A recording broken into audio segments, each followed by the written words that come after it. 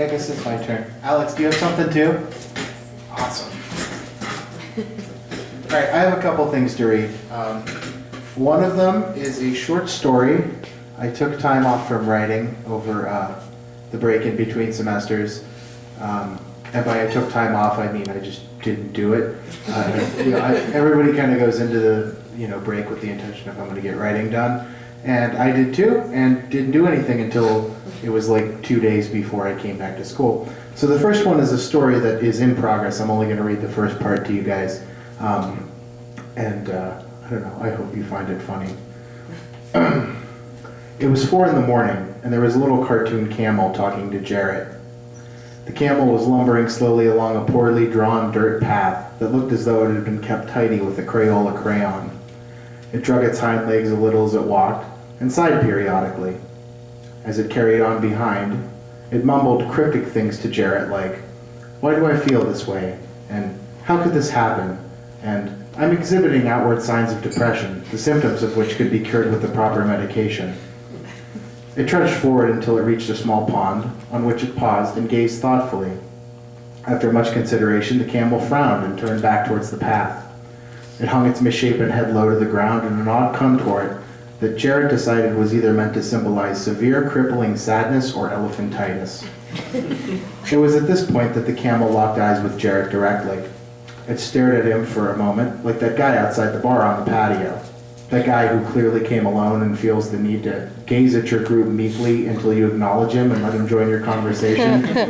You know what guy I'm talking about. And if you don't know, then that guy is you, and the story is most certainly not for that guy. It was you. Or camels. If you are a camel, then please disregard the previous paragraphs and stop reading. Jared had leaned forward in the sofa in order to better psych out the camel and get it to blink first. In doing so, he had lost the contents of his lap, which consisted of a set of nail clippers, an archaic cell phone, 3 semen-crusted Kleenex, and an empty fifth of John Jameson's finest Irish. After several tense seconds, the camel finally spoke. "How have you been feeling lately?" Jarrett sat back in his chair and snorted in disrespect towards quadrupeds everywhere. He gave his television the finger and laughed as though he had just shown the camel who's boss. "My stomach hurts, and I'm dizzy from lack of sleep. And fuck you anyway, camel. What do you care? You're a camel. You sit beneath me on my desert voyages. And there aren't even any ponds in the fucking desert. I know, because I saw it on the Animal Planet, I think. If you're exhibiting these or other symptoms of depression, then Revitalite might be for you. Revitalite is shown to reduce signs of depression in most adults and..." Jared changed the channel angrily, if such a thing can be done so angrily, before tossing the remote control aside. He leaned forward, collected the bottle from the floor, saw that it was empty, and let his fingers go slack around it. It crashed to the ground, not forcefully enough to shatter, but just enough to create an ear-splitting bang which had surely woken his downstairs neighbor, if only for a second.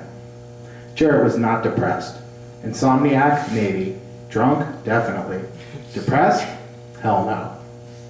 Jarrett did not believe in depression. It was something he decided a long time ago was a hoax by pharmaceutical companies to get people to buy their products. The thought of depression as a concept angered him so much that he would stop to argue with people on the street, and anyone he heard use the word, even if they were total strangers. He would say things like, "Did you know that the American pharmaceutical industry made over $14 billion last year?" Which was a made-up statistic, but it sounded good in an argument, so he used it anyway. When people were foolish enough to argue with him, he would launch into long tirades, some lasting for several hours on end. Even after the people he was arguing with had left, Jarrett would continue to make points as though he were trying to filibuster the universe into taking his side. This did little for his argument, but rather did worlds for making him look completely insane. And that's what I have for that one right now.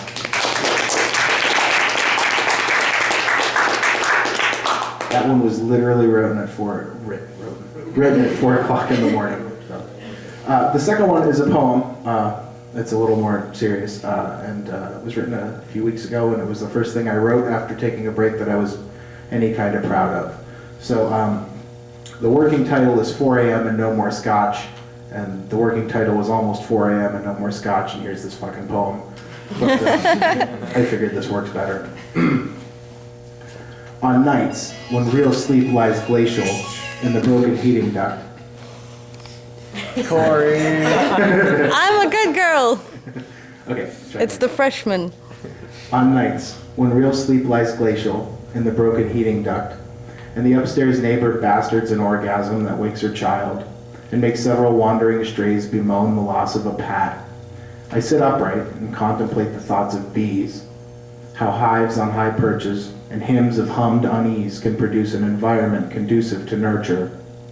I wonder if they swaddle, if they even can in the chaos, and if they, like the mother above, deal in the urgent scramble of coos, whispering soft hushes to the young, so that they might not squirm so much.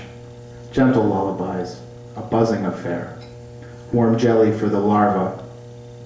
I feel the pull of heavy pollen in the dawn when it cries, and the sting of lost rest when the cord on the ceiling fan tings a high F on the bulb casing and makes me wonder if bombilation sings of nesting syndrome when honey and brood put stress on new comb. And then I wonder if bees too can feel helpless.